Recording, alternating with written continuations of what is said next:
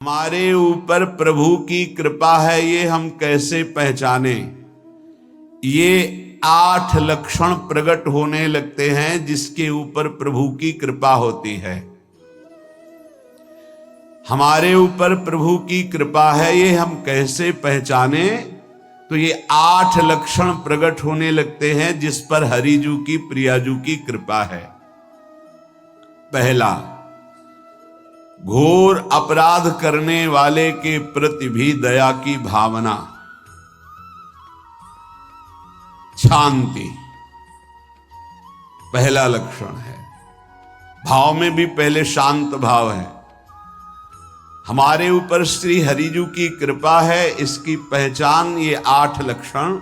पहला, शांति, अर्थात घोर अपराधी के प्रति भी गुस्सा ना क्षमा करना, यह हरि की कृपा का लक्षण है। देख लो भाई, घोर अपराधी शब्द तो जाने दो, जरा सा प्रतिकूल हो जाए तो लाख समझाओ पर भ्रकुटी तनी रहती है। भला ऐसा है? अपराधी पर भी क्षमा का भाव होना, ये हरि कृपा पात्र में ही होगा, अन्य में नहीं। तो अगर अपने हृदय में ऐसा लगे कि ऐसा नहीं है तो हरिजू से प्रार्थना करनी चाहिए कि कृपा करो, मेरे में सामर्थ्य आवे। दूसरा, अनुसूया, वो किसी भी के प्रति कभी भी कोई दोष दर्शन ही नहीं करेगा। दोष कथन, दोष श्रवण की तो बात जाने दो। अनुसूया, दूसरों के गुणों में दोष ढूंढना ये नहीं होता। हरि कृपा पात्र में ये नहीं था। ये सब भजन के नाश करने वाले, जैसे पहला अपराधी पर क्रोध कर देना, तो माया ने भेजा इसीलिए था कि तुम्हारे साथ व्यवहार ऐसा करे कि तुम क्रोध करो। क्रोध करोगे तुम्हारी ऊर्जा शक्ति नष्ट हो जाएगी, अध्यात्म में जो चलने की थी। और कहीं तुमने संकल्प कर लिया तो भजन शक्ति नष्ट हो जाएगी। तो अगर भजन बल है तो गया, जरूर उसको दंड मिलेगा, पक्का मिलेगा, 100% मिलेगा, लेकिन आप खाली हो गए। ना भजन करने की वृत्ति रहेगी और ना भजन रहेगा, दोनों बात। अनुसूया, किसी के सद्गुणों में दोष देखना, गुणों में दोष ढूंढना, ये हरि कृपा पात्र में नहीं होता। ये बहुत मंगलमयी बातें हैं जिससे हमारा भजन मार्ग पुष्ट होता है। तीसरा, वो बाहर से और भीतर से पवित्र रहता है, हरि कृपा पात्र। शौचाचार का ज्ञान होना चाहिए, वस्त्र आपके पवित्र होने चाहिए, ये बाहरी जल रज आदि के द्वारा बाहरी पवित्रता। और निष्कपटता, निश्चलता, सत्य भाव, ये अंदर की पवित्रता है। अगर कपट है, छल है, असत्य है तो हृदय मलिन रहता है। भीतर और बाहर से पवित्र रहना, इसमें खास बात क्या है? भीतर और बाहर से पवित्र रहने में, भीतर और बाहर से सदैव पवित्र कौन रह सकता है? तो बोले, जो पुंडरीकाक्ष भगवान श्री हरि का प्रियाजू का स्मरण करता रहता है, वो शवायाभ्यंतर शुचि, वो बाह्य और अभ्यंतर दोनों से पावन रहता है। तीसरी जो कृपा का लक्षण है, अर्थात वो सदैव भगवत चिंतन परायण, शौचाचार का पालन करने वाला, बाहर और भीतर से हरि कृपा पात्र पवित्र रहता है। चौथा, ऐसे कार्यों का अनुष्ठान न करे जिनमें हमारा भजन छूटता है, जिनमें सत्य छूटता है, जिनमें भगवत भाव छूटता है। जैसे आपके ऊपर कृपा हुई, आप भगवत मार्ग में चल रहे हैं, अब आप ऐसे संसारिक कार्यों का अनुष्ठान कर रहे हैं जिनमें आपकी चित्त वृत्ति बिल्कुल भगवत विमुख हो रही, तो जीवन का लाभ क्या होगा? लाभ तो है भगवत स्मरण सहित। जैसे कल एक ने प्रश्न किया कि मैं खाता तो नहीं हूं लेकिन मांस के दुकान में मांस बेचता हूं, होटल आदमी, क्या उचित है? ये उचित कैसे हो सकता है? तुम और भी तो व्यापार कर सकते हो। जरूरी है धर्म का पालन करने की इच्छा करते हो, धर्म आचरण करते हो, ऐसा नहीं। तो विरत बहुकर्मा, उन कर्मों से हमें विरत रहना है जो हमारे धर्म के विरुद्ध है, जो भजन के विरुद्ध है। हरि कृपा पात्र ऐसे कर्मों का अनुष्ठान कर ही नहीं सकता। अपने भजन का फल देखना भगवत कृपा पात्र के सबको प्रदान कर देना। हिम्मत है? अपने भजन, इतनी मेहनत से किया हुआ भजन, भजन होने के बाद हे प्रभु इस भजन का फल हो, सर्वे भवन्तु सुखिना सर्वे सन्तु निरामयः। यहां तो कहते महाराज एक माला रोज आपके लिए करता हूं कि आपकी बीमारी ठीक रहे, तो शेष किसके लिए करते हो प्रभु?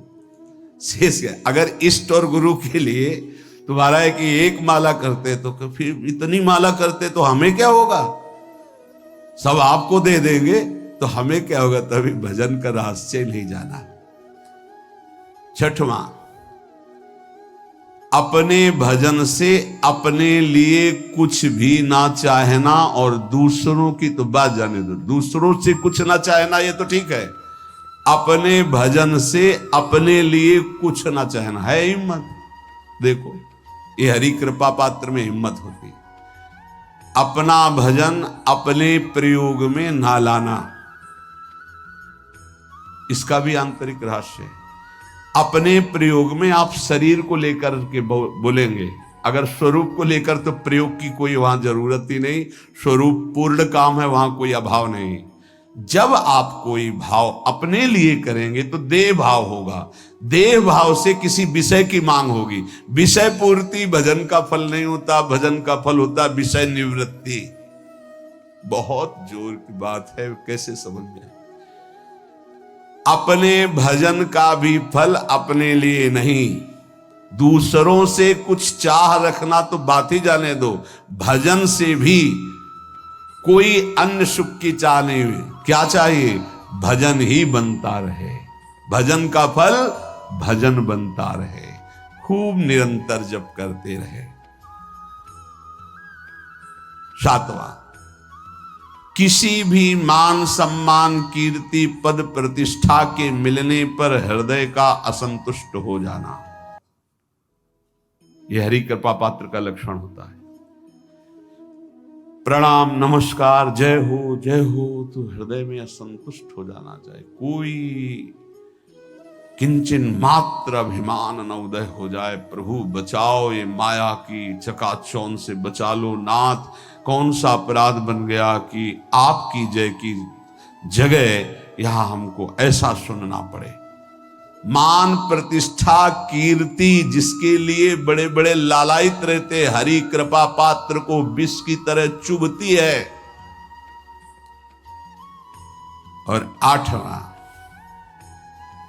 किसी भी प्राणी समुदाय से संबंध ना रखते हुए सब पर दया की भावना, सब पर कृपा की भावना, सब पर करुणा मैत्री पर किसी से ममता नहीं।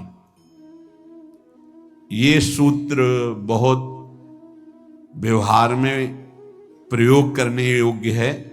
सबसे करुणा और मैत्री पर किसी से ममता नहीं।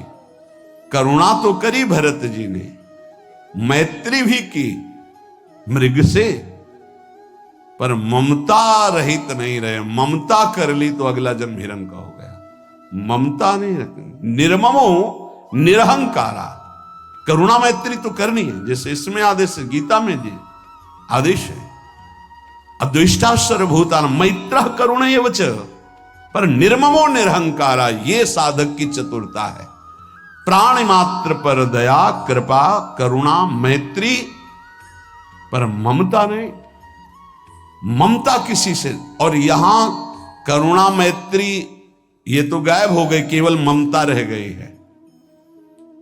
अपने शरीर से ममता, शरीर संबंधियों से ममता, विषय भोगों से ममता, यही जहर है।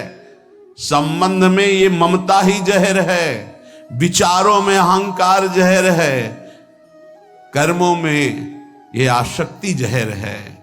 इसी जहर को मिटा दे तो जीवन मुक्त महापुरुष कर्म करते हुए, विषय सेवन करते हुए, वार्ता करते हुए, विचार करते हुए, बिल्कुल जहर रहित उसका जीवन हो गया। तो ये 8 बातें हरि कृपा पात्र में होती हैं, इनको बार बार सुनना, हृदय में धारण करना।